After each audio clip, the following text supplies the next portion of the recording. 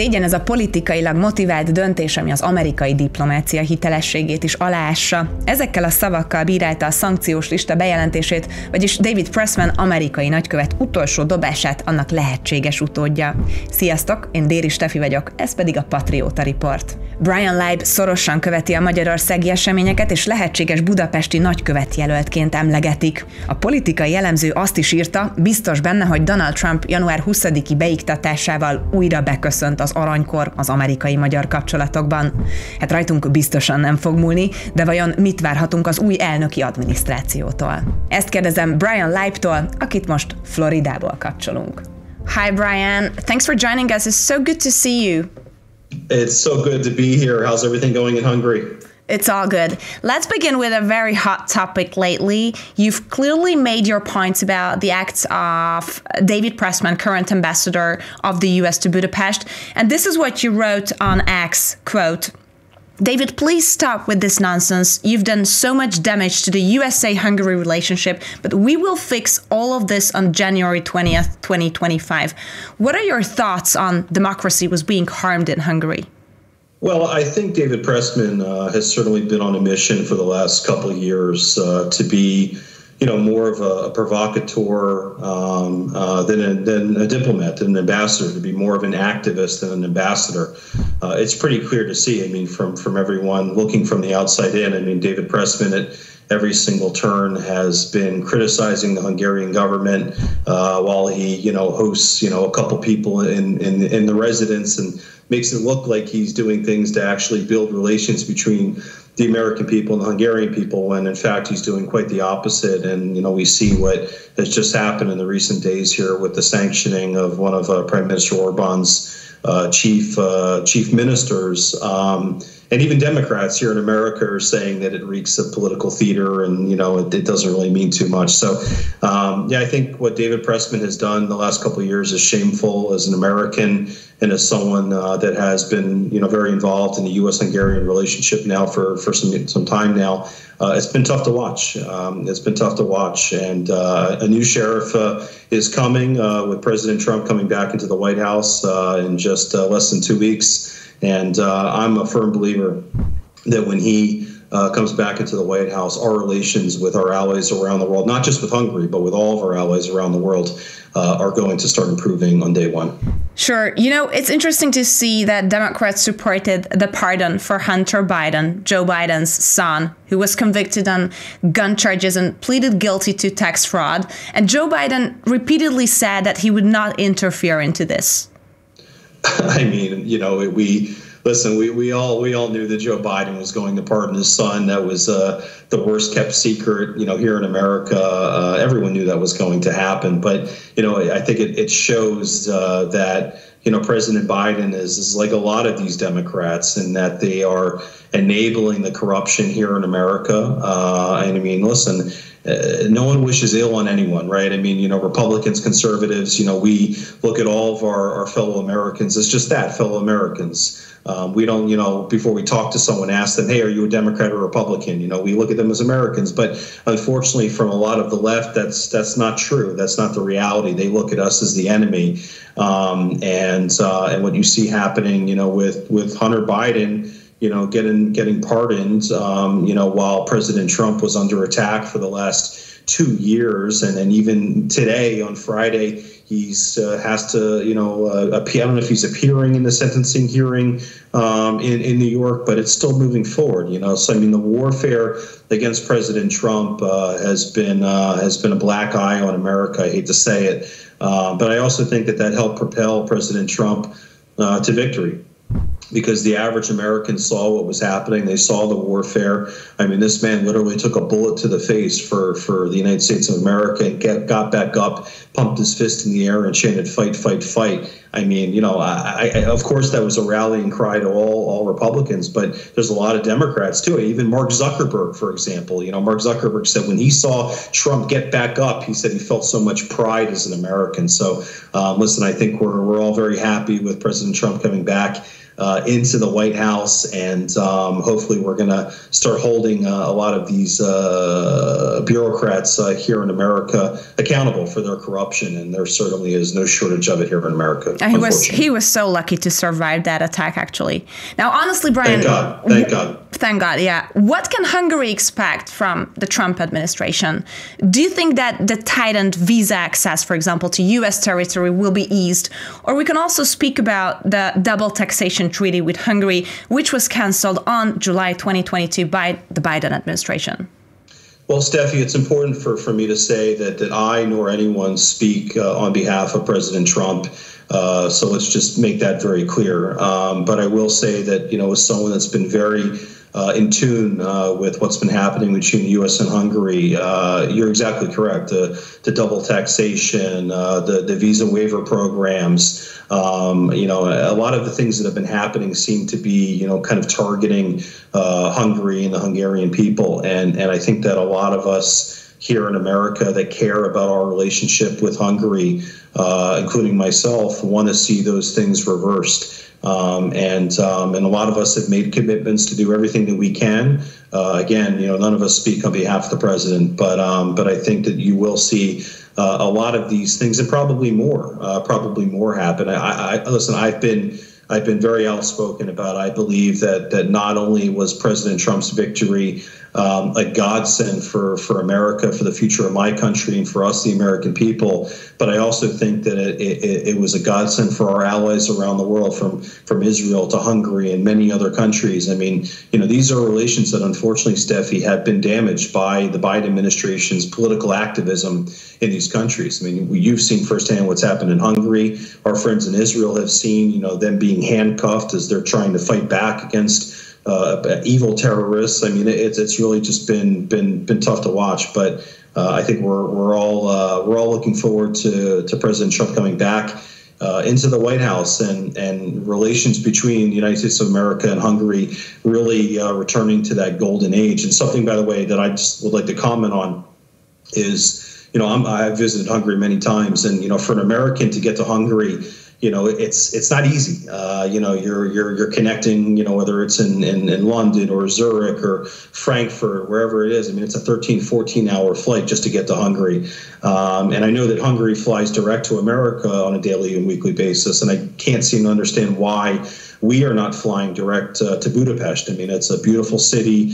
A lot of Americans, love tourism. They love traveling. So you've got American Airlines, Delta Airlines, United Airlines, all of our flagship carriers that are flying direct to many European capitals on a daily and weekly basis, but yet we're not flying direct to Budapest. So a promise that I have made, and I will certainly do the best that I can in any capacity that I'm involved in going forward, but I will do the best that I can to try and work with at least one of our airline carriers to resume direct flights from either New York or Washington or maybe another big hub, so Americans can fly directly to Budapest. And listen, that's going to improve people-to-people relations from Americans to Hungarians. It's going to improve tourism. It's going to improve trade. And it's just, by the way, the airlines are going to make money. They're going to make money. They're going to have sure. And we used to have direct flights between Budapest and the U.S. I'm just telling you, we used to have. Let me bring in another... Before COVID, yeah. Yeah, before COVID, there were direct flights. Let me bring in another quote from you. Hungary is becoming a powerhouse on the world stage, and it will rise to new heights with Donald Trump and Viktor Orban working together over the next 4 years. Why do you think so? Well, that's a great quote, and I believe it to my core. I mean, I've watched, firsthand, how, like, for example, the Center for Fundamental Rights, where I have the honor of serving as a senior fellow. I've watched our outreach throughout America, our outreach throughout the world. I mean, CPAC Hungary, where you and I met, was a prime example of that. I mean, Hungary, a country of, 10, 11 million people, is punching above their weight on a daily basis. And a lot of that has to do, in my opinion, with the conservative ecosystem that's been built by Prime Minister Viktor Orban, by a lot of great people like you, Stefi, that are really doing so much to bring together this conservative movement, this Patriots for Europe that was conceived in Budapest. So, yeah, I think Hungary is punching well above their weight right now, and I think that's only going to increase with your best friend back in the White House. I think Donald Trump and Viktor Orban have a very, very special relationship.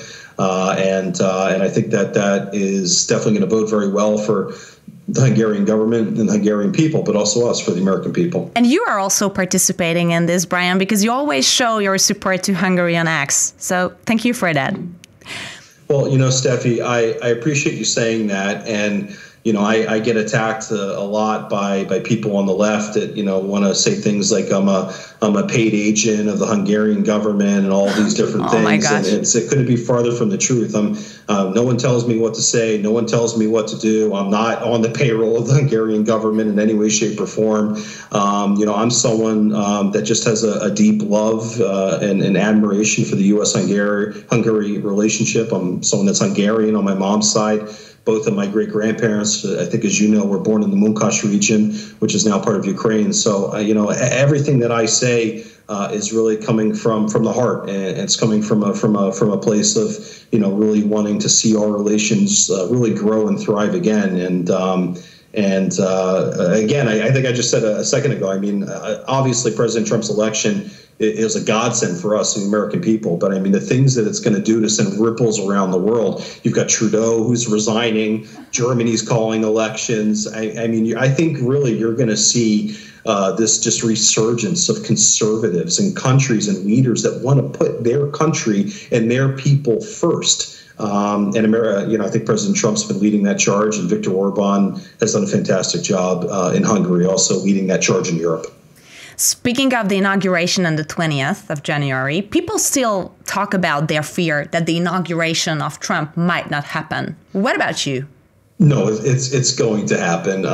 Certainly there's a lot of fears, but it's going to happen. And it's interesting you bring that up, because the people that are saying this are the same people that called Trump Hitler for 4 years and said he was a threat to democracy. But yet we saw just yesterday, Barack Obama, who himself, I think, was calling President Trump a mini Hitler. They're chumming it up yesterday, patting each other on the back at Jimmy Carter's funeral. They were sitting next to each other, actually. They were sitting next to each other. They were laughing with each other. Yeah, it seemed like they had a good chat. Exactly. So it's like, for 4 years, Trump was Hitler, and then suddenly he wins the presidency, and I guess he's not Hitler anymore, So, yeah, listen, the inauguration is going forward. I'm looking forward to being there with, I think there's going to be well over 1 million people. But it's going to be a lot of fun, and really just an honor to be able to be there in the crowd and watching President Trump put his hand on the Bible and become our 47th president. We've worked very hard for this for 4 years. A lot of us have, a lot of Americans, and it all pays off in just a little bit. So finally, yeah. Now, Donald Trump has repeatedly said on the campaign trail that he will end the war in Ukraine in just one day. But can he keep his promise? Well, I think he's going to try. Listen, the President Trump is the ultimate deal maker. And I think that he's going to bring Zelensky and Putin together. I think there were some reports that I saw in the last day or two that President Trump is going to meet with President Putin. So yeah, I think a deal has to be done. And listen, there's a lot of bloodshed, from the Russian side, from the Ukrainian side. But at the end of the day, let's be honest. Let's just be candid here, okay? Like, Ukraine wouldn't be able to be in this fight if it were not for the billions of dollars of support that they receive from my government, the billions of dollars of military assistance and support that they receive from my government. So, we've got to end this war. Everyone wants to see peace. Everyone wants to see stability. And I don't think that we want to just abandon Ukraine. But at the end of the day, this is not our war. This is not our fight. And they've got to come together. The Russian leader, Ukrainian leader, they've got to come together, and they've got to make a deal, because this is not sustainable. America cannot continue to write checks for billions of dollars, and also other NATO allies that I think are helping Ukraine as well. Like, it just can't continue to happen. And this isn't like a pro-Russia or pro-Ukraine. I honestly don't really even have a strong opinion on it. Like, I want to put America first, and I want to stand with our allies. And last time I checked, Ukraine is really not. They're not a NATO ally of ours. It's not really a strategic ally of ours. So, listen, yeah, of course we want to help countries that need help. But, to what end? It's 2 years now of this war and hundreds of thousands of people that are dead. Enough already, How do you see the connection between the Democratic administration and the war in Ukraine? Because the U.S. supported with huge amounts of money, billions of dollars. Well, I mean, yeah, sure. I mean, Democrats have been very it seemed like they were fueling the war. This is how we saw it in Europe. I just said, I mean, we're spending billions of dollars in military aid. We're sending billions of dollars of financial aid. I mean, we are the United States of America, and the last 4 years, which has been Democratic leadership, has been fueling this war 100%. If we stop sending money to Ukraine, if we stop sending missiles, helicopters, tanks, jets, all the above to Ukraine, this war would be over, and Ukraine would be forced to get to the negotiating table, So I think, President Biden certainly didn't have the capabilities to bring, Zelensky and Putin together to make a deal, but President Trump does. He's respected by Zelensky and by Putin. And I think that they're going to make a deal. I mean, this is what it comes down to. Okay, it's going to come down to making a deal. It's going to come down to some kind of a land swap. It's going to come down to some kind of a financial package. That's how these wars end. I mean, otherwise they're just going to obliterate each other's countries, and no one wants to see that happen. Listen, Bryan, you might be the next U.S. ambassador to Hungary. You're still in the race, as far as I'm concerned. How do you see your role should you become the next U.S. ambassador to Hungary? What goals would you set for yourself? Well, listen, I think David Pressman has set the playing field pretty low, and expectations are pretty low right now. So I think anything better than him just by a hair is going to be celebrated by the Hungarian people. Listen, it would be the honor of a lifetime to serve President Trump as his envoy in Budapest. I'm not going to comment on the race and who's in consideration, other than to say that I think President Trump is going to make a great decision, and whoever he decides to tap to be his envoy in Budapest is going to be someone that supports President Trump's agenda, and someone that understands that Hungary is a real strategic ally of the United States of America. And I think, I've been very outspoken on this issue, and I think the biggest thing that we can do, whether I am serving in that role or not, I'm going to continue to advocate for respect between our two countries, and that's something that we've seen in very short supply with David Pressman. I've said many times, the guy's not an ambassador; he's an activist. He's not a diplomat; he's a provocateur. We America First diplomacy, American diplomacy, should not be interfering with the domestic affairs of our allies. It shouldn't be telling our allies who, what, when, and where. It should be finding ways to, increase trade, increase tourism, make the world a better place, make the world a safer place. How can we partner together on research and development? I mean, this is what diplomacy should be. This is something that I'm deeply committed to, and have been, as you've seen for my time that I've been involved with U.S.-Hungarian relations. But at the end of the day, it's got to be a return to respect-based diplomacy. We're never going to agree on everything. Even with your best friend, with your husband, with your wife, you never agree on everything. But you need to have respect. And unfortunately, respect is in very short supply when it comes to the diplomatic relationship between U.S. and Hungary right now. And that's something that, should I have the honor and pleasure to serve President Trump, I'm going to bring respect back into the equation. Bryan Leib, I really appreciate your time, and your opinion is always valued. Thanks for joining us on Patriota. Thank you, Stefi, for having me, and thank you for all the amazing work that you do. And God willing, we'll see you in Budapest soon, okay? See you soon. Bye, Bryan. Take care. És ez volt a mai Patriota Report. Köszönöm, hogy velünk tartottatok. Ne felejtsetek el feliratkozni a csatornára, és kapcsoljátok be az értesítőt is, hogy ne maradjatok le a további riportokról, világmagyarázó videóinkról sem. Ha pedig véleményetek van, ötletetek, vagy csak beszélgetnétek, akkor gyertek a komment szekcióba. Sziasztok!